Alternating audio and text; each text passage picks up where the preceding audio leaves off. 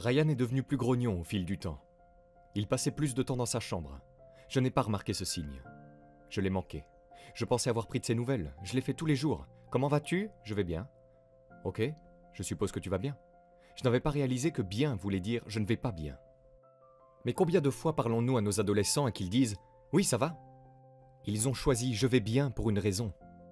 C'est difficile parfois, vous savez. C'est difficile de savoir quel est l'équilibre. Parfois, avec mes enfants, je fais moins de cas de certaines choses dont ma femme fait tout un plat. Y a-t-il une règle d'or? Tracer une ligne. Je ne peux pas tracer la ligne pour vous, n'est-ce pas? Je ne peux pas essayer. J'aimerais bien, parce que je ne suis pas psychologue, je ne suis pas un expert, je suis juste un type qui a perdu son enfant et qui a passé 1 an et demi à essayer de comprendre pourquoi. Ceux d'entre nous qui ont des adolescents et ceux d'entre nous qui ont souvent vu des adolescents, comment leur parler? Eh bien, je peux vous dire ce qu'ils veulent et ce qu'ils ne veulent pas. Ce qu'ils ne veulent pas, c'est que vous fassiez irruption dans leur chambre alors qu'ils regardent une vidéo sur YouTube et que vous leur disiez « il faut qu'on parle ». Ce n'est pas le bon moment pour leur parler. C'est à ce moment-là qu'ils disent « je vais bien, laisse-moi tranquille ». Mais ils ont tous un moment où ils vous parlent. Peut-être dans la voiture, quand vous les emmenez à l'école, quand ils promènent le chien. Mais je peux vous dire que c'est aussi un inconvénient. Car je me souviens de toutes les fois où Ryan est venu à mon bureau parce que je travaillais à la maison et m'a dit « Papa, on peut parler ?» Et j'ai dit « Tu sais mon enfant, je suis juste en train de téléphoner. Dans 30 minutes, je serai là. » Combien d'entre vous ont fait ça? Je ne sais pas laquelle de ces fois, si c'était la fois où Ryan voulait me dire comment il se sentait vraiment. C'était l'anniversaire de ma femme, donc elle et moi sommes allés au Mexique le 20 mars. Nous sommes arrivés au Mexique et je m'en souviendrai toujours parce que la nuit du 21, nous dînions, et nos téléphones ont sonné exactement au même moment. Il était 23h03. On avait chacun un texto, mais c'était Ryan, qui disait en gros « Je t'aime ». Et puis il a dit au revoir. J'ai paniqué. Ma femme a crié. J'ai pris le téléphone, j'ai appelé ma belle-mère qui gardait les enfants. Je lui ai dit « Trouve Ryan ». Je lui crie dessus. Kim crie sur Kyle, elle court dans toute la maison, et elle le trouve. Et il s'est suicidé. Je ne me suis jamais senti aussi impuissant de toute ma vie. Tout ce que je voulais, c'était être là et le sauver. Mais je ne pouvais pas. Que diriez-vous aux gens qui vous disent que ce n'est pas votre faute? Que je suis responsable. Il y a des choses que si j'avais fait différemment, Ryan serait encore là. Je ne me tiendrai pas devant vous tous en disant « S'il vous plaît, apprenez de ce que je n'ai pas fait correctement ». Et je voulais voir s'il y avait quelque chose que je pouvais trouver, une lettre, un carnet ou autre. Et j'ai commencé à fouiller dans les tiroirs. Je l'ai ouvert et il était vide, sauf pour 2 notes autocollantes. Je les ai sorties. L'un disait « Mes noms d'utilisateurs et mots de passe » et l'autre disait « Raconte mon histoire. Raconte ce qui s'est passé de tes yeux pour que les parents regardent leurs enfants différemment. » J'ai parcouru le nord-ouest du Pacifique et la Californie pour parler à tout un tas de parents, à tout un tas d'enfants. Et j'ai fait des recherches approfondies sur tout cela. Les statistiques sont stupéfiantes. Donc pour moi, je me demande pourquoi? Qu'est-ce que tu changerais si tu devais retourner en arrière? Quand je regarde Ryan, je me vois comme suit. Je suis un PDG, un coach de PDG, un homme de fer, une ceinture noire, un auteur. S'il y a un problème, je le règle. Mes enfants ne m'ont jamais vu pleurer, pour autant qu'ils le sachent. J'ai échoué dans 13 entreprises. J'ai fait faillite 3 fois. Ma femme et mes enfants ne l'ont jamais su. Je les ai protégés de la réalité. Du moins, je pensais les protéger.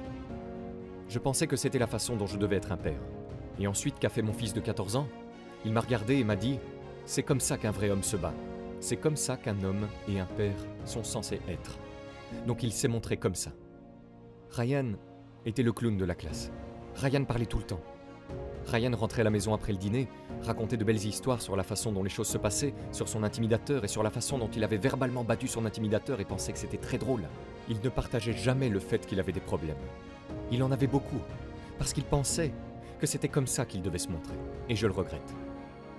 Qu'apprendriez-vous aux pères pour les aider à parler avec leurs enfants? La première chose à faire est d'écouter. Il faut écouter ce qu'ils ressentent et s'assurer qu'ils savent que vous vous souciez d'eux. Comment vas-tu? Comment te sens-tu? Que se passe-t-il à l'école? As-tu déjà été triste? T'es-tu déjà senti en colère? As-tu déjà ressenti de l'anxiété? Et tu comprends que ce qu'ils ressentent est ce qu'ils ressentent. Tu ne peux pas arranger ce qu'ils ressentent.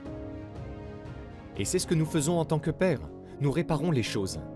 Combien de fois votre femme vous a-t-elle dit « Je ne veux pas que tu règles mon problème, je veux juste que tu m'écoutes ». C'est difficile à faire pour les pères, car nous voulons protéger nos enfants. Quand nous passons en mode surprotection, quand nous les protégeons à chaque fois qu'ils tombent, pour qu'ils ne tombent pas, alors que croient-ils quand ils ont 14, 15, 16, 17 ans?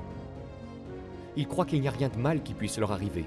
Nous créons des enfants qui n'ont aucune résilience dans leur vie. Je veux faire un petit exercice avec vous. Fermez les yeux une seconde.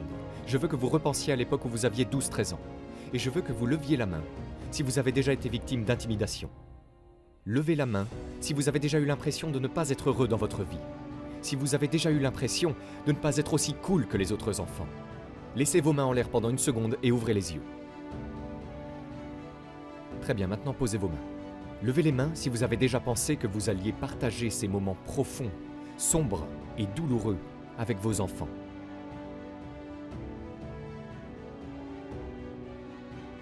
Oui, je ne l'ai pas fait.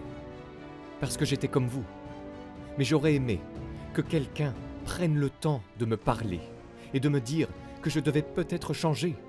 Si j'avais été plus vulnérable avec mes propres enfants, pour partager avec eux que oui, vous savez quoi, j'ai été brutalisé, et j'ai été brutalisé.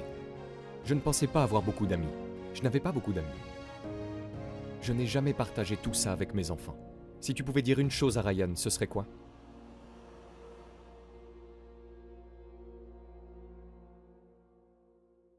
Si je pouvais dire une chose à Ryan, je lui dirais que je suis désolé.